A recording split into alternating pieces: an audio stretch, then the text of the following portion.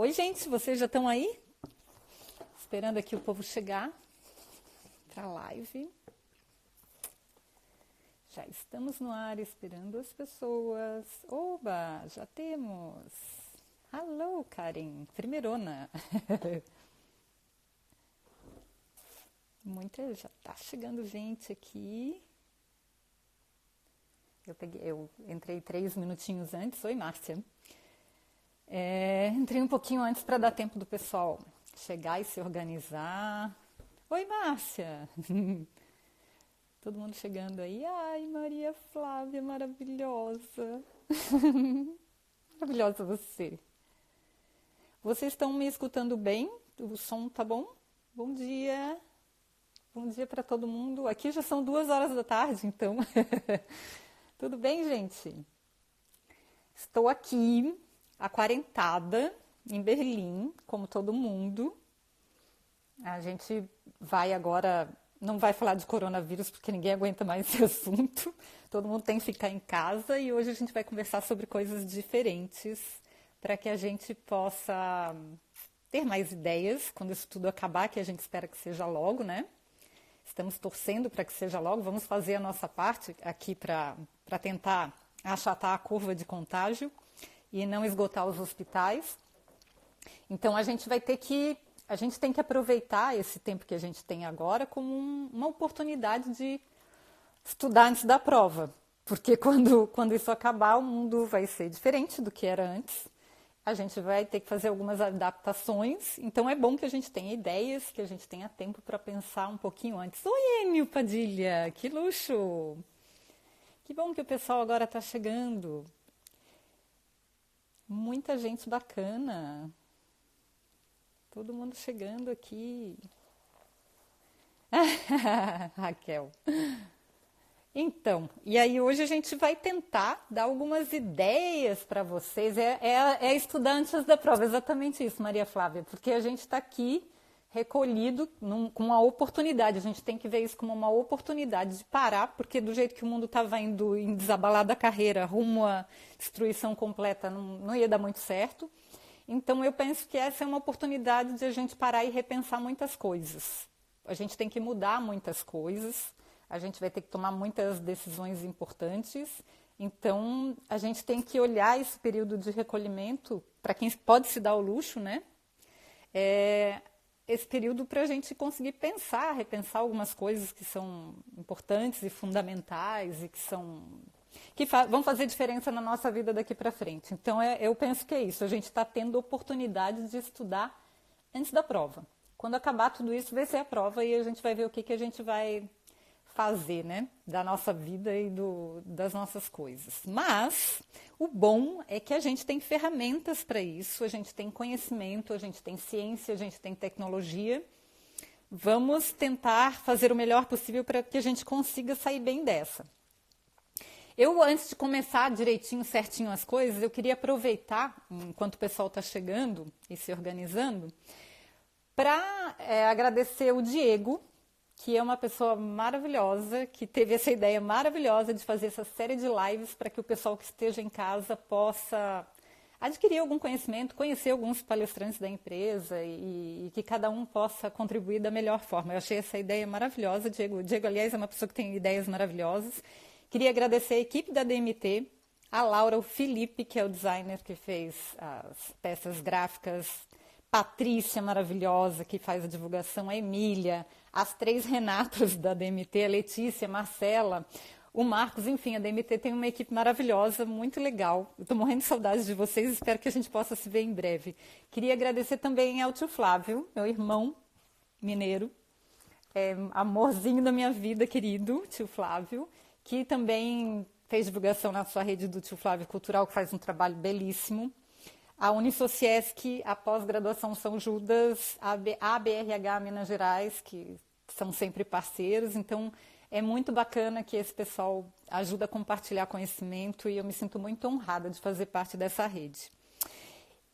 A gente só vai ter meia hora aqui para conversar, então eu não queria gastar muito tempo falando de mim. Então, eu resolvi falar uma coisa só. Tudo que vocês têm que saber sobre mim é que eu sou uma pessoa de muita sorte. Porque, segundo o Google, e o mundo já está com quase 8 bilhões de pessoas. Segundo o Google, eu sou a única pessoa dessas 8 bilhões que se chama Lígia Facione. Olha que sorte. Então, isso significa que se vocês forem dar um Google no meu nome, tudo que aparecer vai ser eu mesma, não vai ser de outra pessoa. Eu acho super prático. Então, não preciso me apresentar. Quem já me conhece, já me conhece. Quem não me conhece, depois, se tiver curiosidade, pode dar um Google lá no meu nome e descobrir uns podres ao meu respeito. Não tem tantos, eu acho. Enfim, espero que não. Mas,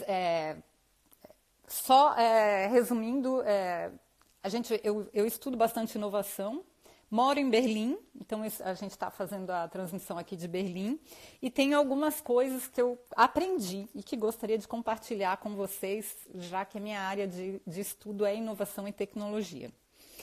Então, já temos quase 100 pessoas, eu acho que a gente já podia começar a falar sobre o assunto propriamente dito, para que a gente possa aproveitar o máximo tempo. Primeiro, a gente precisa ter ideias em muita quantidade. Não basta a gente ter...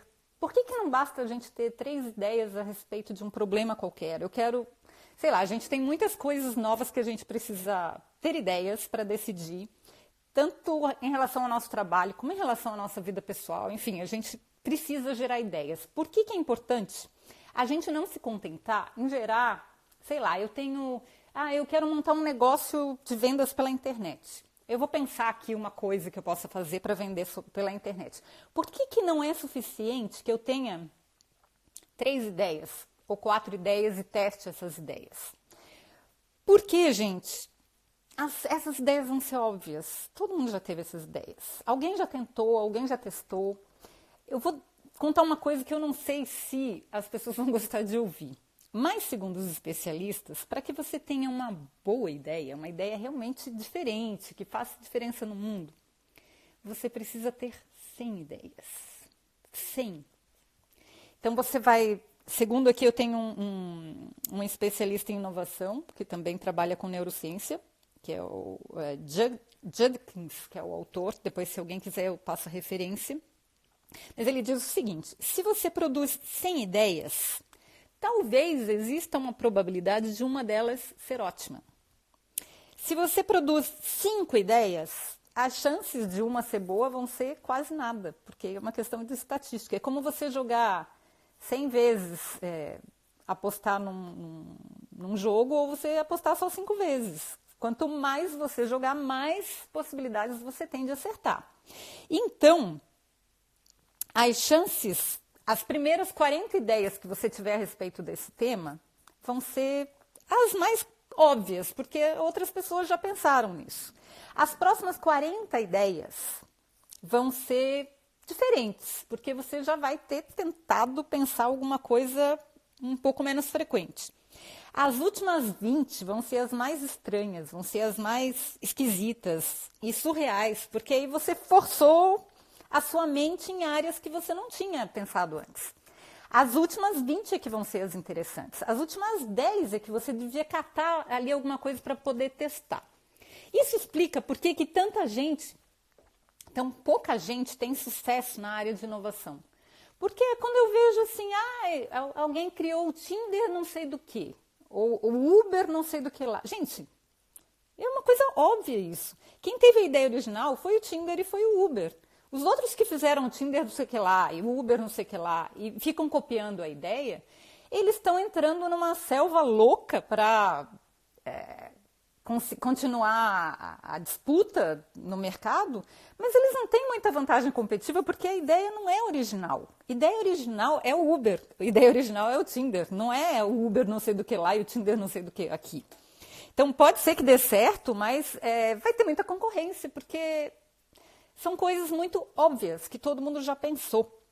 Então, a gente realmente precisa, e eu não estou falando isso porque eu acho, é porque os estudos mostram que para a gente ter uma ideia original, a gente precisa realmente forçar a amizade. A gente vai ter que botar a cabeça para funcionar. E um bom exercício, que aumenta a probabilidade de a gente ter uma boa ideia, é ter 100 ideias. Putz, mas... 100 ideias. Gente, 100 ideias é dificílimo. É uma coisa muito difícil de ter 100 ideias. Por quê? Mas se eu conseguir ter essas 100 ideias, eu vou aumentar a minha chance de ter sucesso lá nas últimas que eu escolhi. E não dá para pular, não dá para eu começar pelas 10 últimas. Eu tenho que ter as 90 antes. E aí ninguém quer fazer isso. E é por isso que a maioria quer ficar copiando as ideias dos outros, porque dá muito trabalho, exige um exercício muito disciplinado. E como diz esse autor que eu acabei de citar, exige desapego do ego. Por quê? Porque você vai ter que admitir que você não é um gênio e que você vai ter 5 ideias e uma delas é tão maravilhosa e espetacular. Porque o grande problema que acontece com a gente é que a gente está lá sentado em algum lugar e a gente tem uma ideia e a gente se acha um gênio porque teve aquela ideia brilhante. Na verdade, aquela ideia não é brilhante. Se eu tive uma ideia só, ela não é genial. Alguém já teve essa ideia antes. Então, a gente precisa fazer um exercício para gerar 100 ideias. Ou gerar muitas ideias cada vez que a gente tem um problema para resolver ou que a gente tem uma questão importante para resolver.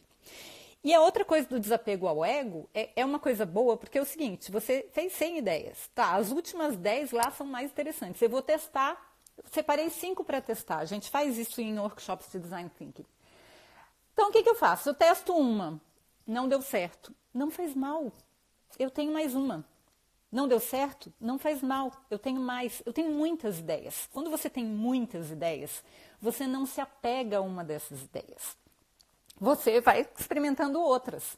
E aí o teu ego não fica machucado quando a coisa não funciona e não dá certo. Você vai continuando.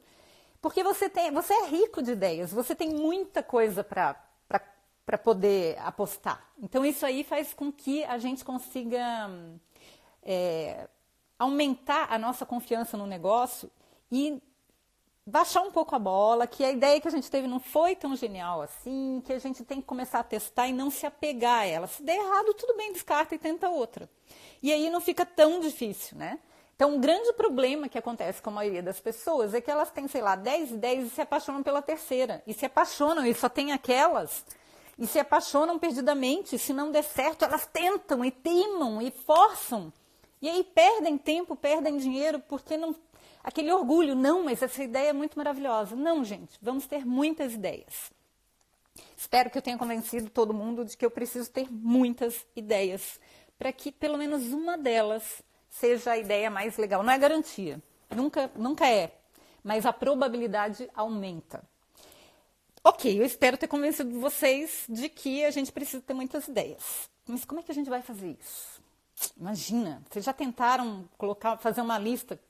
Eu vou resolver um problema porque eu tenho um sofá que não cabe na minha sala.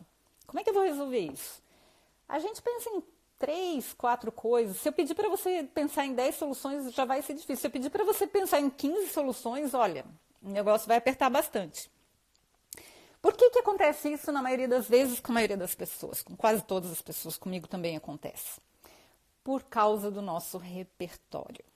Ideia, gente, não é uma coisa que vem do espaço e pousa na nossa cabeça.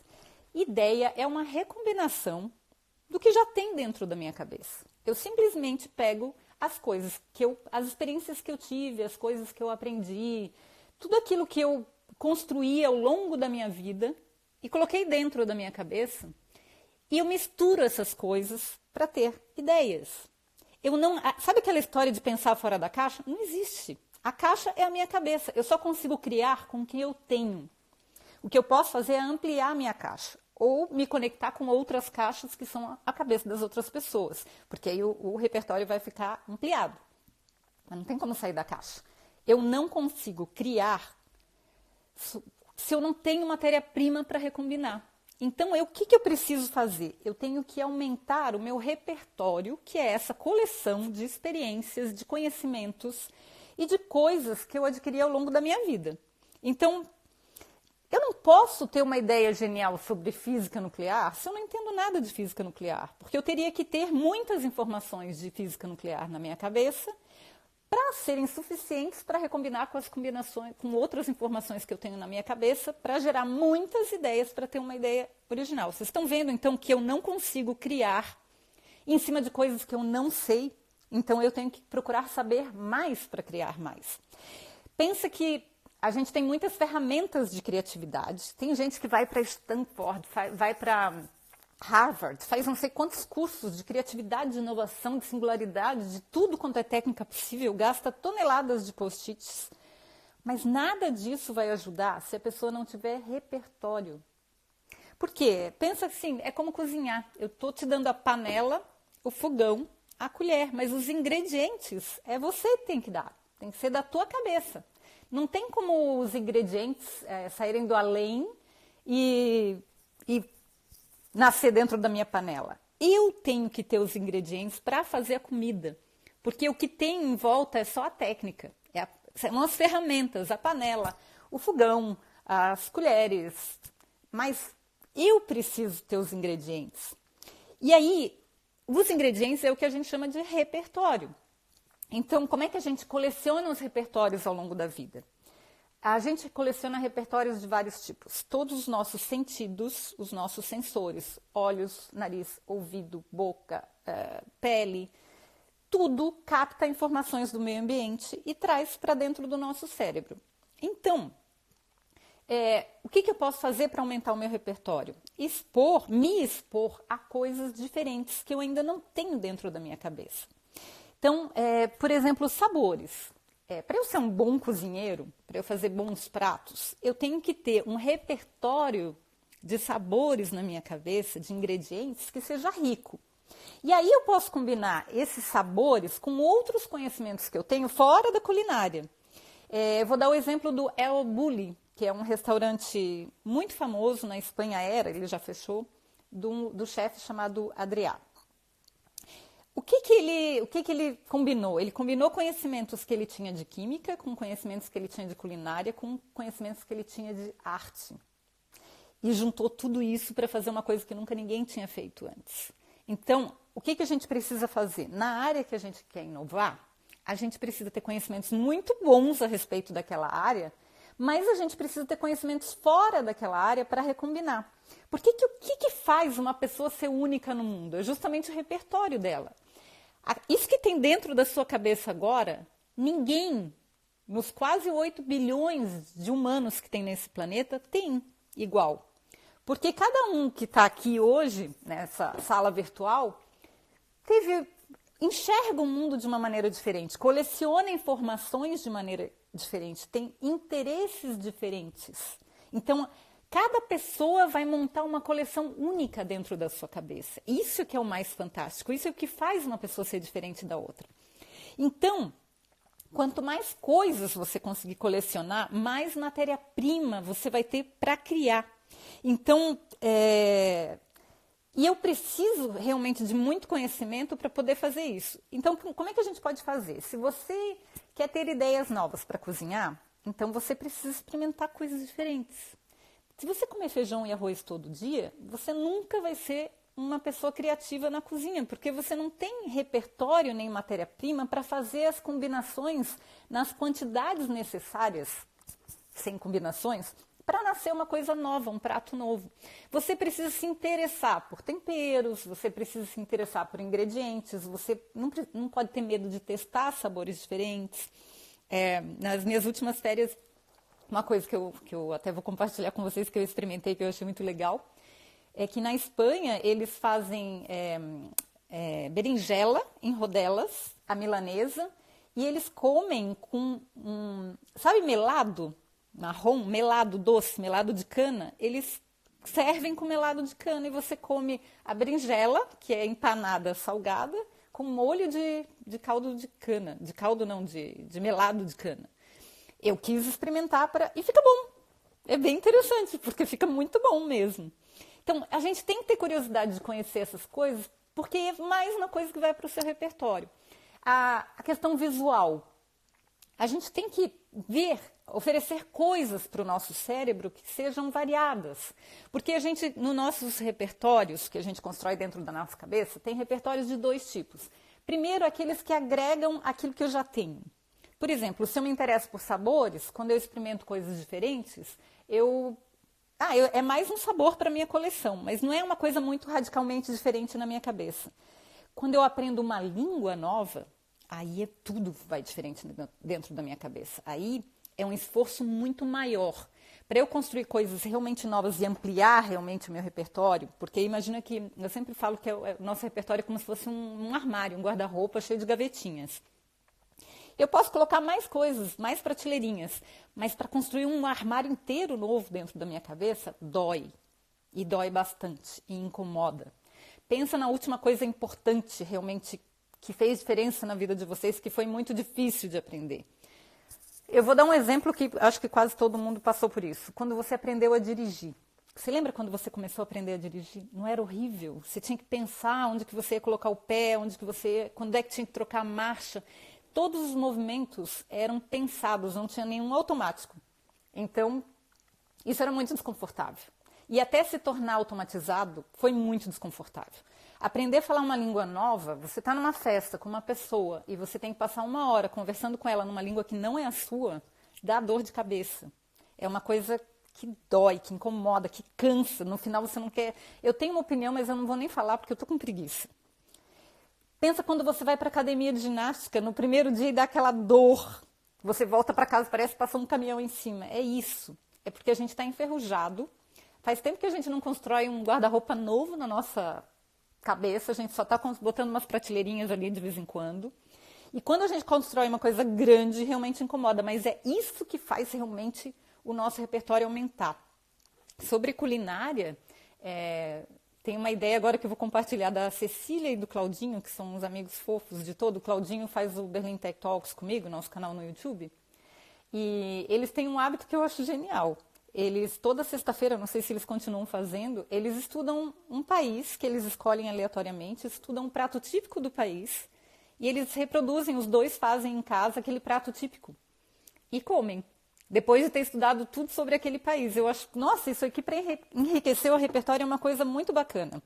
Mas são prateleirinhas a mais. Quando a gente quer aprender mesmo, aí a gente tem que se incomodar, tem que doer. Então é aprender a tocar um instrumento musical, deve ser uma coisa que está na minha lista, mas deve doer muito no começo. Aprender a dirigir um carro, aprender uma língua nova, aprender uma profissão nova. Eu estou...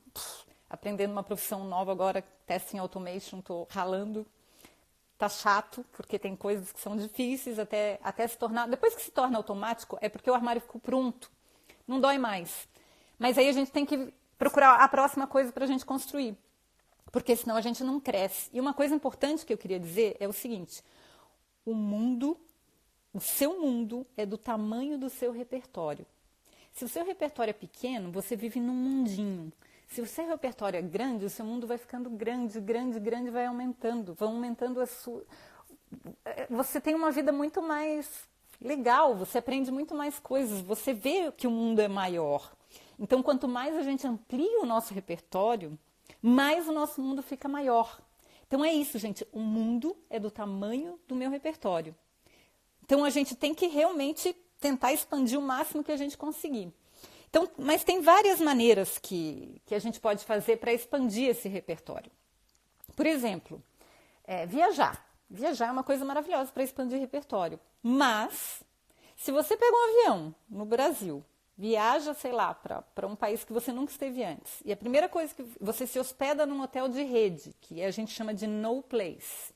O que é no place? No place é um lugar que, se te largarem lá dentro, no places são aeroportos, shoppings, hotéis de rede, cadeias de alimentação que tem no mundo inteiro.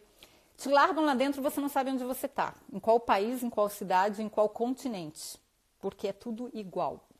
Se você se hospeda num no place, se você come, aí você sai da cidade, você vai comer na hamburgueria famosa que tem na esquina da sua casa, e você sai dali e vai fazer compras num shopping, que é igualzinho no mundo inteiro, pode ter sido divertido, não tem certo ou errado a viagem de cada um, mas como ampliação de repertório em viagem, não valeu.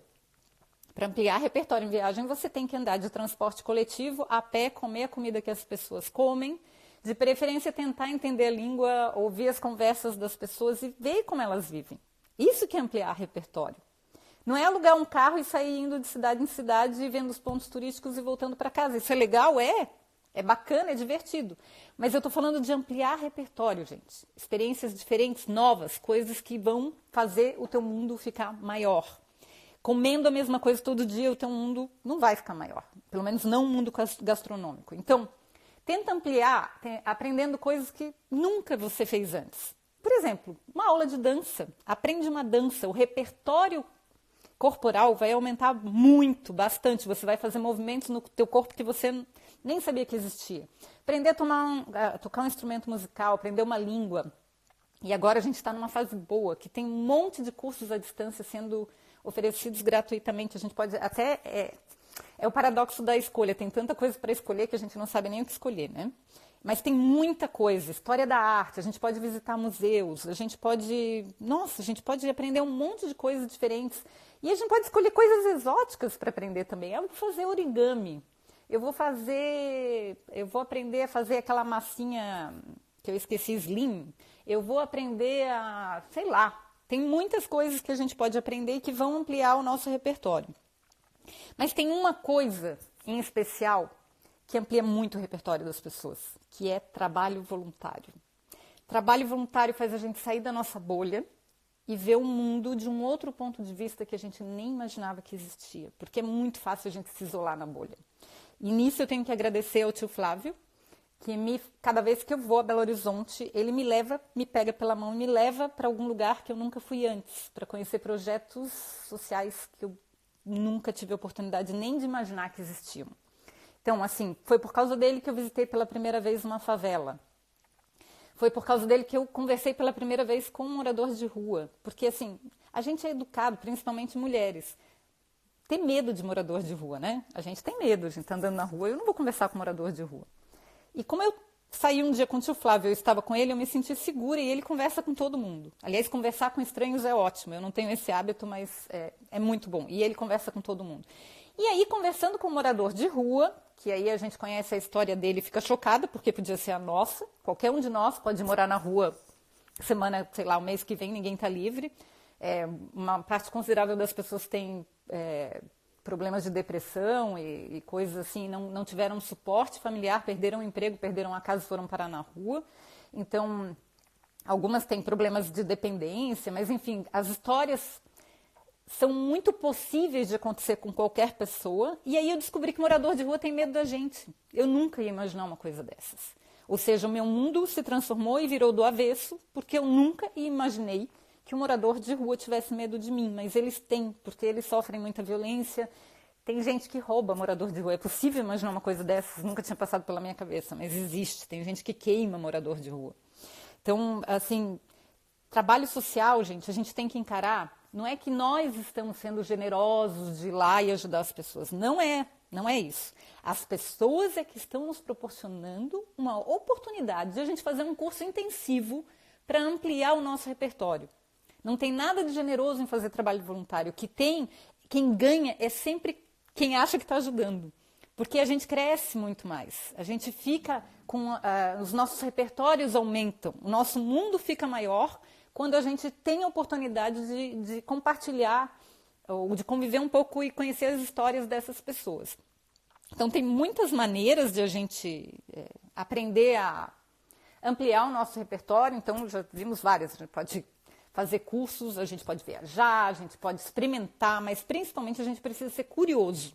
Andar na rua, olhar as pessoas e tirar a cara do celular, de preferência, quando a gente estiver numa oportunidade de aprender coisas novas. Eu nunca vou me esquecer de uma cena que me marcou muito. Eu estava num glaciar, no sul da Argentina, e o glaciar na frente da janela do hotel, que tinha uma vista maravilhosa, e a melhor mesa, que era de frente para o glaciar, tinha uma pessoa sentada futucando o telefone celular, com aquele glaciar ali na frente. Então a gente esquece que tem um mundo maravilhoso e tem coisas para a gente ver, porque a gente está com o nariz enfiado no celular. Tira um pouco o nariz do celular e vamos olhar para o mundo. Tem um monte de coisas interessantes para ampliar o nosso repertório, que a gente pode ser bastante beneficiado com isso. E aí, vamos para a terceira parte agora da live, que está quase terminando, mas que é importante. Eu talvez passe um pouquinho, mas eu espero que não muito. Que são técnicas práticas para que a gente possa gerar ideias. Porque, primeiro, a gente viu que a gente tem que gerar muitas ideias, 100 ideias pelo menos, para resolver um problema ou para ter alguma ideia original. Segundo, a gente precisa ter repertório. A gente precisa ter matéria-prima para recombinar, para ter as ideias. Se eu não tenho matéria-prima, eu não tenho como ter a ideia. E agora, por último, a gente vai ver as técnicas. A primeira técnica para exercitar a nossa mente de misturar os ingredientes que tem dentro da nossa cabeça é o storytelling. Storytelling é aquele nome chique fashion para contação de histórias. O ser humano, o nosso cérebro foi desenvolvido para prestar atenção em histórias. Tem toda uma justificativa sociológica e antropológica para isso. O Yuval Harari, que é um escritor que a maioria das pessoas conhecem, que escreveu Homo Sapiens e Homo Deus. Em Homo Sapiens ele explica bem direitinho por que a gente precisa prestar atenção em histórias, por que a gente foi desenhado para gostar de escutar histórias. Então, histórias é uma coisa que o nosso cérebro foi moldado para fazer e para prestar atenção. E isso é uma maneira muito legal de recombinar as coisas que já estão na nossa cabeça. Então, tem coisas que a gente pode fazer que são muito legais para praticar o storytelling, porque quando a gente pratica o storytelling, a gente pratica o hábito de misturar as coisas que estão nas prateleirinhas guardadas na nossa cabeça. A gente pratica a miscigenação. Tem um neurocientista que diz que as nossas ideias fazem sexo, e aí nascem outras, que é uma suruba, que mistura tudo, e é isso. A gente, quando tem bastante coisa na cabeça e a gente mistura, sempre sai alguma coisa interessante nova. Às vezes é meio esquisita, mas sempre tem alguma coisa interessante. Então, inventar histórias é uma coisa muito legal. E aí eu queria abrir um parênteses aqui, porque nesses períodos de quarentena eu vejo que está muita gente assistindo Netflix, assistindo vídeos, filmes, e é uma coisa muito bacana. Assistir vídeos é uma coisa muito bacana. Mas mais do que assistir vídeos, leiam livros. Não é papo de véia isso não, tá, gente? Livros são importantes por quê?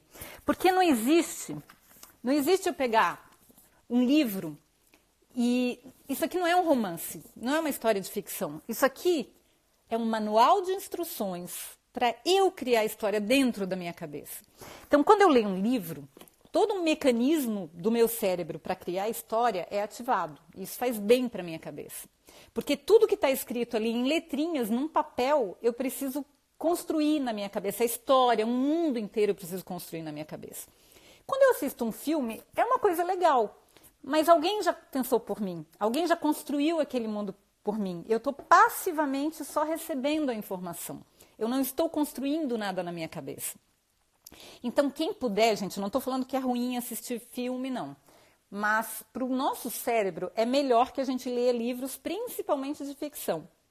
Coisas, mundos imaginados, histórias diferentes, emoções, a gente consegue sentir o que o personagem sente. Então, para que a gente possa criar histórias, é bom que a gente tenha a prática de construir histórias dentro da nossa cabeça. E um exercício bom para isso é a leitura. Mas a gente pode ouvir uma pessoa contando uma história também, é uma coisa que a gente tem que criar dentro da gente, quando a gente só ouve.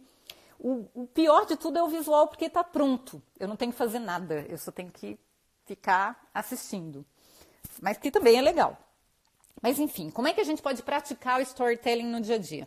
Primeiro, quando a gente sair dessa quarentena, eu acho que as pessoas vão se encontrar muito na rua. Todo mundo vai sair de casa, todo mundo vai querer se agarrar, se abraçar e participar de eventos coletivos, e todo mundo vai querer ficar junto com as outras pessoas. Tirem a cara do celular e preste atenção nas outras pessoas. A gente pode... praticar. O meu primeiro livro, que se chama De Fila em Fila, um guia para a sobrevivência, eu escrevi enquanto eu estava numa fila de banco. Você pode estar na fila, naquela época não existia celular, então eu estava prestando atenção nas pessoas da fila.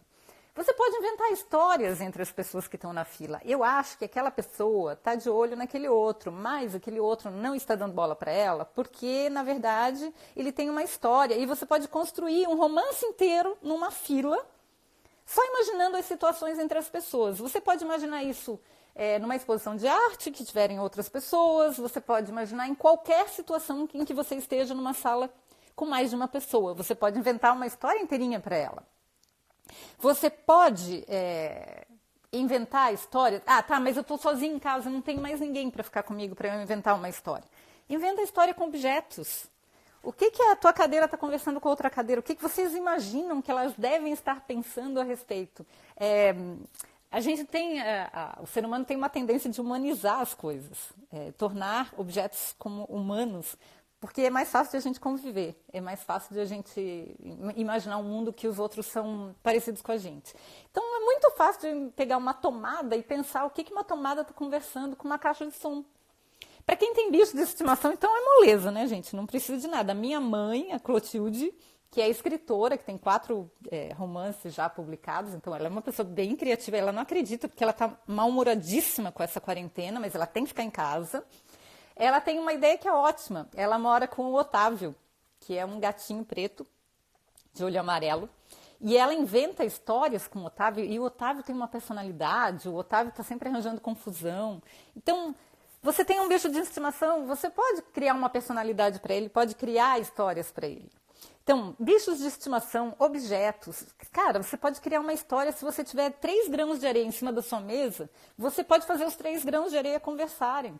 Ou de arroz, que é um pouquinho maior e você consegue ver melhor, né? Não precisa de uma lupa. Enfim, criar histórias tem que ser uma coisa que a gente faça automaticamente, que seja natural para a gente. Vocês vão ver que no começo vai ter alguma dificuldade para algumas pessoas porque nunca fizeram isso ou não praticam, mas é uma coisa extremamente saudável para a nossa criatividade porque faz com que a gente recombine o repertório e a matéria-prima que a gente já tem dentro. Bom, eu preciso dizer que trancou aqui a parte de comentários faz bastante tempo, então eu não leio o que vocês estão escrevendo. Então, se alguém tem alguma pergunta depois, ou alguma dúvida, ou alguma questão, pode me escrever depois, eu sou super facinha nas redes sociais. Talvez eu demore para responder um pouquinho, mas eu respondo depois, tá, gente? Então, só para dizer que eu não estou enxergando o que vocês estão escrevendo agora. Que mais? Vocês se lembram da brincadeira do papel dobrado, quando a gente fazia quando era criança? Uma pessoa escreve uma frase e dobra o papelzinho, a outra escreve outra frase e dobra o papelzinho, e depois sai uma história totalmente louca. A gente pode fazer isso de várias maneiras, a gente pode fazer isso à distância, cada um pode escrever uma frase, pode fazer com os amigos, num chat, no Zoom ou no WhatsApp. Vocês podem bolar histórias, cada um conta um pedaço da história e depois vocês se juntam para contar a história inteira. Mesmo no período de quarentena dá para fazer esse exercício aí com os amigos. Ou pode ser só por escrito também, cada um escolhe uma frase e depois todo mundo colabora num documento, mas aí um vai ver o que o outro fez, né? Mas enfim, tem como contornar a situação. Na época dos Tumblrs, eu tinha um que eu seguia que eu achava muito legal, se chamava Tudo o que eu queria. Uma menina que eu não conheço montou aquele Tumblr porque um dia ela estava numa fila de ponto de ônibus e ela olhou para uma moça e falou assim, eu queria aquela bolsa. E aí ela começou a reparar todas as coisas no mundo, o que ela queria. E foi uma brincadeira. Eu queria aquele cabelo. Aí eu queria aquele sofá. Eu queria aquela unha. Puxa, aquelas unhas ali são maravilhosas. E você pode ficar brincando e formando histórias com isso. No final, ela começou a ficar mais subjetivo. E aí ela começou a dizer coisas como, eu queria que toda vez que tocassem a campainha na minha casa fossem flores para mim. E a gente pode começar a desenvolver e desdobrar isso. Também fica bacana. Outra coisa, eu posso inventar metáforas. Todo mundo já diz assim, foi rápido como um raio. Rápido como um raio é uma coisa antiga, a gente podia tentar alguma coisa diferente, né? Por exemplo, o cara saiu a 10 gigabits por segundo. É rápido como um raio, mas é com outras palavras. A gente podia reconstruir esses chavões, essas metáforas que se faz no mesmo dia, com outras palavras. É um exercício divertido também que a gente pode fazer. Tipo, fulana está fazendo uma tempestade num copo d'água. Eu posso dizer assim, fulana acha que falta de calço na mesa já é terremoto. É uma outra maneira de dizer a mesma coisa, só que a gente exercita um pouco a criatividade. A gente pode exercitar a criatividade e a contação de histórias também com massinha de modelar, com objetos que a gente acha em casa, recortando revistas, substituindo histórias que a gente já conhece por pessoas diferentes, tipo assim, eu vou recontar a história da Bela Adormecida, mas só que a Bela Adormecida vai ser a Madonna e o príncipe vai ser a Lady Gaga. E tenta fazer esse exercício, como é que seria essa história? O que mais que a gente pode fazer? Gente, é muita coisa. A gente pode pegar um objeto e criar uma história para aquele objeto. Tá vendo esse garfo aqui que eu comprei? Na verdade, esse garfo tá passando pela 10ª geração e pertenceu ao rei não sei da onde, que na verdade recebeu da avó dele, que tinha sido escrava não sei aonde. E a gente pode construir uma história enorme. Parece bobagem? Isso é exercício, gente. Isso é um exercício muito bom para a cabeça da gente, porque aí a gente percebe que a gente sempre precisa ter mais repertório para que as histórias não fiquem iguais ou muito parecidas. Então, a gente pode fazer um outro tipo de exercício que eu também gosto de fazer. Eu cheguei até a começar no meu blog, objetos impossíveis. O que são objetos impossíveis? Tem no meu blog uma lista. Eu queria uma moto que voasse na altura das nuvens. Eu queria, ou profissões impossíveis. Eu queria uma pessoa, a minha profissão de futuro seria uma pessoa que fosse decorador de nuvens. Conforme tivesse o astral da cidade, ele era contratado pela prefeitura para decorar as nuvens, algumas estampadinhas ou tom sobre tom, e fazer a paisagem da cidade. Eu queria uma caneta que mostrasse aonde tem dor, por exemplo. Eu apontava a caneta e a caneta me mostrava onde que a pessoa estava sentindo dor. Eu queria uma coisa que fizesse o cabelo, que eu passasse um spray e o cabelo crescesse. Enfim, a gente pode inventar um monte de coisas. A gente pode inventar diálogos impossíveis. Que tipo de assunto, por exemplo, o Einstein poderia conversar com o Felipe Neto? A gente pode inventar duplas ou trios que dariam conversas muito divertidas. Uma coisa que eu gosto muito, que eu descobri há um tempo e depois eu comecei a desenvolver mais, superpoderes inúteis. Porque todo mundo quer ter superpoderes. Eu queria poder voar, eu queria poder ter visão de raio-x, eu queria poder ser invisível, mas tudo isso tem utilidade. O que seriam superpoderes inúteis?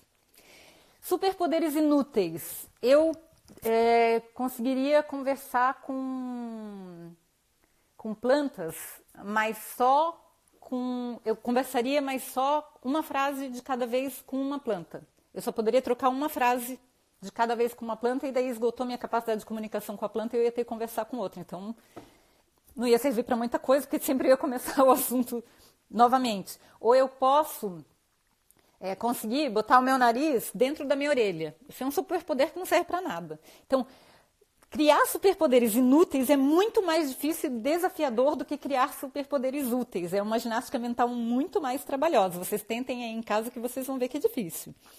E outros pontos de vista, por exemplo, como é que eu tenho um problema para resolver. Eu tenho que levar uma mala daqui para a cidade vizinha.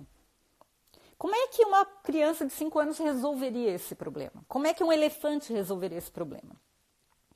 Como é que um tatu resolveria esse problema? Como é que eu resolveria esse problema se estivesse chovendo ou se estivesse muito calor? Ou se estivesse no meio de um furacão? Como é que um chinês resolveria esse problema? Como é que o Mickey Mouse resolveria esse problema? Como é que acho que a maioria não vai lembrar, mas como é que o MacGyver resolveria esse problema? Como é que, se eu tivesse poder e controle sobre as leis da natureza, como é que eu resolveria esse problema? Se eu pudesse mudar as leis do meu país, como é que eu resolveria esse problema? Como é que eu resolveria se eu tivesse todo o dinheiro do mundo? O dinheiro não fosse problema. Como é que eu resolveria? Como é que eu resolveria se eu não tivesse nenhum centavo? A minha solução tinha que ser 0. Como é que eu resolveria esse problema se necessariamente eu tivesse que usar uma bola e uma corda? Como é que eu resolveria se eu pudesse mudar as proporções de todas as coisas do universo? Por exemplo, eu podia fazer um planeta virar do tamanho de uma bola de tênis e podia fazer uma pessoa virar do tamanho de um elefante. Vocês estão vendo como tem possibilidades?